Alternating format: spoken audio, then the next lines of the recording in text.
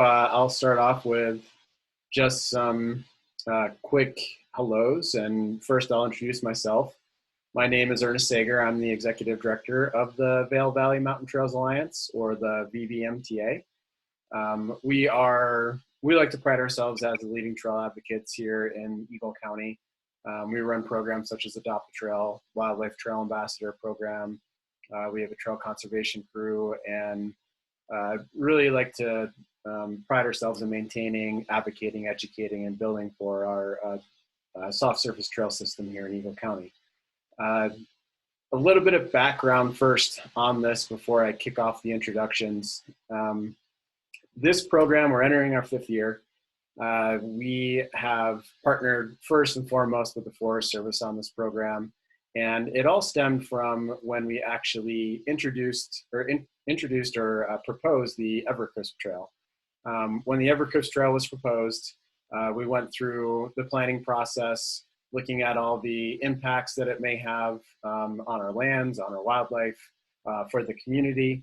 And we had an eye-opening experience, to be honest with you. We learned that our wildlife populations were struggling, and we needed to step up and do something. And along those lines, we then took on our efforts to install new seasonal closure gates, like you see behind my head here, install new signage, create this program to engage our community to help educate the importance of seasonal wildlife closures. So it really stemmed from that in 2017, I believe, when the Evercrisp Trail was approved, and 2018 was the first year of this program. And 5 years in, it keeps growing, it keeps getting better, and it's more important now than ever, I will say. So thank you all for being here. Volunteers are the core of our organization and the core of this program, and we really couldn't do without you. And with that, I want to quickly share my screen, and then we'll start doing some introductions around here. So let me pull that up, and we will get going here in 1 second.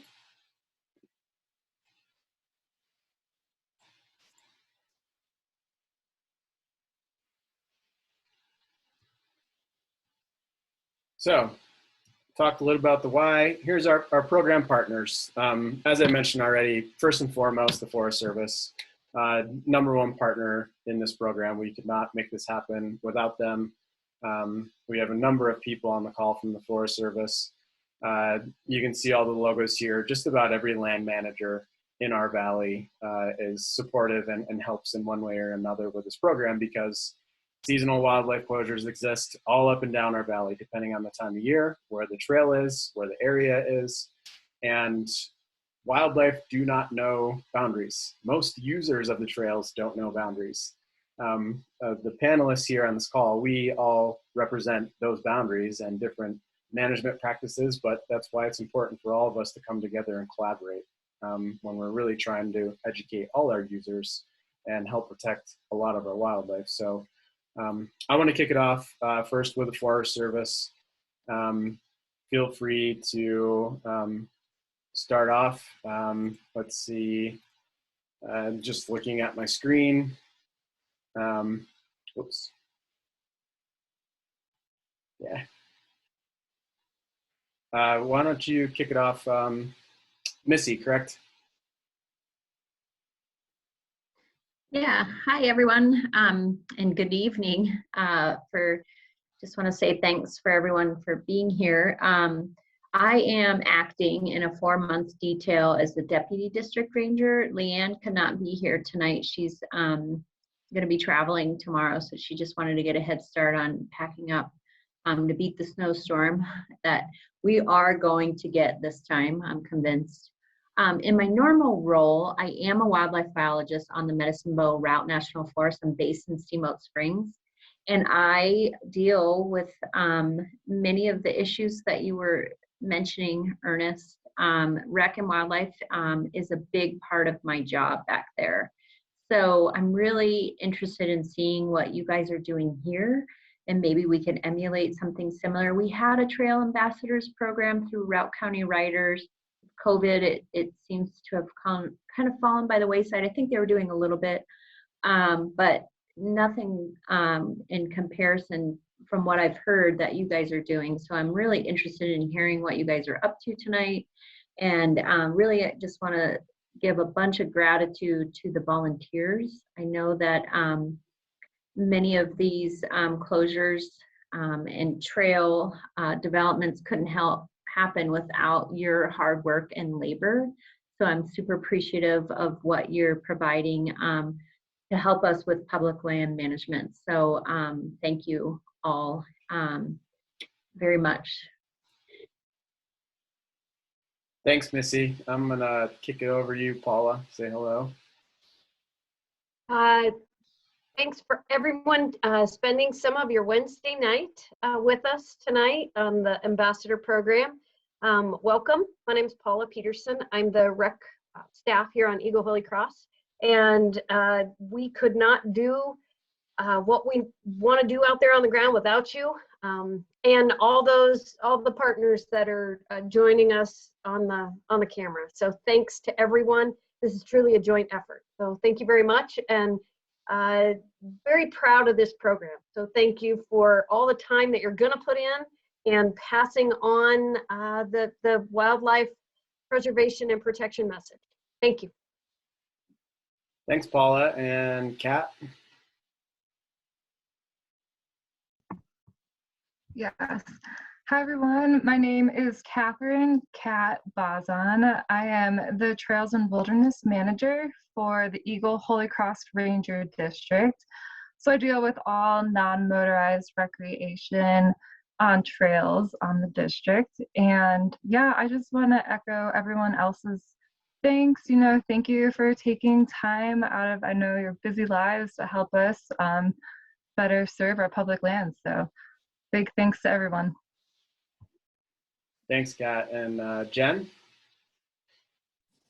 All right. Hi, everyone. I'm Jen Pruce. I'm the Eagle Holy Cross wildlife biologist.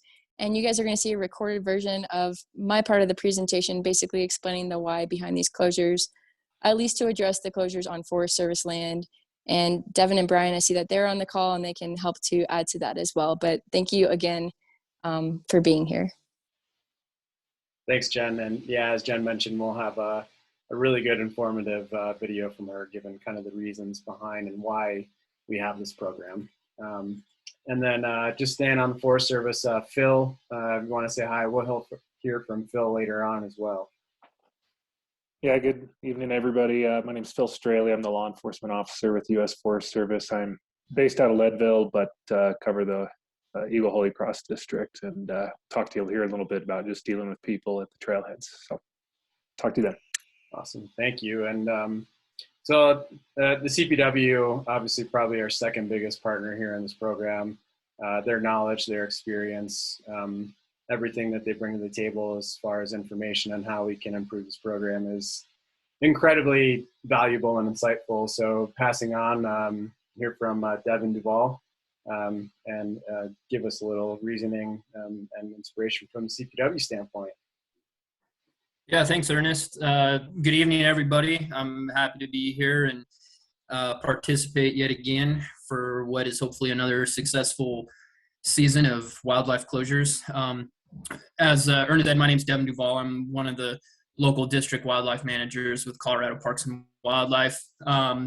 Geographically, my district lays pretty much furthest east in Eagle County. If you're familiar with game management units, that includes Game Management Unit 36 and 45. So for those that aren't familiar, it's basically Vail Pass west to Walcott, both north and south of the interstate, with Highway 131 and Lake Creek being kind of that western boundary. And then Brian Woodridge is one of my adjacent officers that will encompass, probably more of the municipal closures within Eagle and the Gypsum area. So certainly happy to be here. We're kind of beholden to the public and the volunteer program as well to be able to help staff and educate folks, and that really provides the scalable efficacy that we're hoping for, to be able to get out there and have good one-on-one interactions with the public. So thanks again for joining, and I look forward to answering any questions that you guys might have. Thanks, Devin. And Brian is on with us right now, who Devin just mentioned, and we really appreciate Brian being here. He does have to jump off early. I'll just make that note, but let's say hello, Brian. I think you're driving as well, correct? Yes, hi. Can you hear me okay, Ernest? Yep, we got you. All right. Well, I'll do the same and echo everybody's sentiments on the thanks that this program. It is I think more important than most people realize, and we couldn't do it without you guys. So thank you so much first and foremost. As Devin introduced me as well, I'm District Wildlife Manager, just as Devin. My district is the Eagle District. Boundaries are the Eagle River is my south boundary with the municipalities of both Eagle and Gypsum, up Highway 131, up into Routt County to Deponis, up into the Devil's Causeway through the Flat Tops Wilderness, back down around Sweetwater Lake and down the Colorado River to Dot Zero to the junction there. So obviously we have a lot of seasonal closures within my district, and yeah, looking forward to a good successful season. Awesome. Thank you, Brian. Yeah, and kind of segueing into the Eagle area, it's an important time. Closures are, yes, they're in effect or going into effect up Valley, but they are very largely already in effect in the Eagle area. And many of those closures are on Bureau of Land Management land. So I'm happy to have Alan here from the BLM. Go ahead and introduce yourself, Alan. Yeah, thanks, Ernest. Good evening to everyone. Alan Sapinski here out of the BLM Colorado River Valley Field Office out of Silt. So our field office includes all the BLM land within the Eagle River Valley, as well as the Colorado River Valley as well. And although I think most contacts with this program are on Forest Service land, I think it's great to educate the user and get them thinking about trail closures. So when they are on BLM land, they're kind of educated and prepared for encountering those winter wildlife closures. And as Ernest said, our closures in Eagle County, most of them are in effect right now, that being December 1st through April 15th for that motorized and mechanized use. So again, thanks for everyone for being on. If you have any BLM questions, please shoot them my way. Thanks, Alan. And staying down here in the Eagle area, Brian Lieberman from the town of Eagle works with us a lot. As mentioned, there's a lot of closures right now, and a lot of those are on town of Eagle open space. So Brian. Thanks, Ernest. Hello, everybody. Hope you're having a good evening. I'll echo the sentiments of everybody that's gone before me. I really appreciate everybody being here. I stepped into this role. I've only been here for about a year, and where I came from, we did not have a program like this, and I can't tell you how beneficial it is in just seeing direct results. And I've always been saying it, shy of social shaming, the volunteer aspect is really important because you guys know the community, you know the folks out there. So really appreciate it.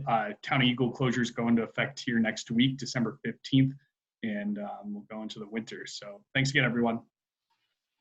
Thanks, Brian. And Peter from Eagle County Open Space. Thanks, Ernest. Happy to be here. Great to see everybody. Peter Sunnison from the county's Open Space Department. Manage a handful of trails and accesses that have seasonal closures, primarily being the Eagle River Preserve here in Edwards, which did close the western section for wildlife protections on December 1st. And then in the Eagle area, the Brush Creek Valley Ranch and Open Space has a seasonal closure December 1 through July 1. And that we interface with Brian's trails and a lot of Alan's trails on the BLM and Town of Eagle interface over there. So happy to be here. If you guys have any questions as far as the county's open space or open space program and trails, feel free to let me know. Thanks, Peter. And then certainly last but not least, I want to introduce Erin Hoban, who is part of BVMTA. She's our programs director. She will be, from your volunteer standpoint, really your day in, day out contact as this program goes on throughout the season. If you have questions about scheduling, what you can do better, ideas, conversations you have, anything and all feedback is very much appreciated, and Aaron will be your point person. So Aaron, feel free to say hello. Hi guys, my name is Erin. I look forward to starting this program this season, and I know I have big shoes to fill from Michelle, but I'll do my best. I look forward to working with all of you, and I feel bad that my first presentation looks like I'm a ghost and I don't know how to fix it, so I apologize, and I look forward to meeting all of you in person and helping out through the season. And please don't take my technical abilities right now as preface to how I get things done. Thanks, Aaron. It's great to have her on board, and I have no doubts that this program will still be very successful and move forward. So we're excited to have Aaron for sure. One note, I'm going to start going through the presentation here. We're going to do our best to try to keep this to 7:15, just to let you all know, expect the time range here. There is a Q&A, there's a chat and a Q&A. If you have questions, throw them in the Q&A. It's the bottom of your screen. You can click on it, and we'll try to answer those as we go along, just to keep informed. We will have a time for questions at the end as well, but if you had anything specific during a presentation or as I go through this, please feel free to throw those up. So moving on to really the next slide, I'm going to give a quick overview program over the years. Over the years, 2018 was our first year. We had 77 volunteer shifts. There was 439 people contacted at the trailhead. Fast forward, 2020 is the stats are a little off because it was COVID, and we essentially had to put this program on hold, which was unfortunate because I think we all know that trails were used more heavily than ever that year.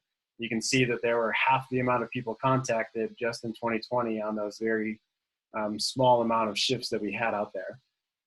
Last year, it was incredible. We had 327 shifts, 387 volunteer hours, and contacted 448 people. So when you look at those numbers are good to me, because 448 people with that amount of hours is just about the same with a lot less hours in 2018, which can lead to it's working. There's less people trying to access the trails at these times. On top of that, I wanted to throw in some numbers here just to show what we saw. The kind of the blue numbers are what we saw on cameras last year. We do have strategically placed game cameras on a number of these seasonally closed trails to help us inform where people are violating the closures, when they're violating them, what we're seeing out there. And it helps us communicate back to you, the volunteers, where to go during certain times. So we always hope to see these historical violation numbers go down, and we always hope to see more wildlife, but we are doing this with intention. We're tracking, we're trying to understand how we can improve this program, how we can reduce that number of violations, and the hope that we see more wildlife on the trails with less people on those trails. So we are being very intentional with this, and I wanted to start it off with showing that really the more volunteers we have, the better this program is going to be, the more people we're going to educate and contact, and in the long run, hopefully that helps our wildlife.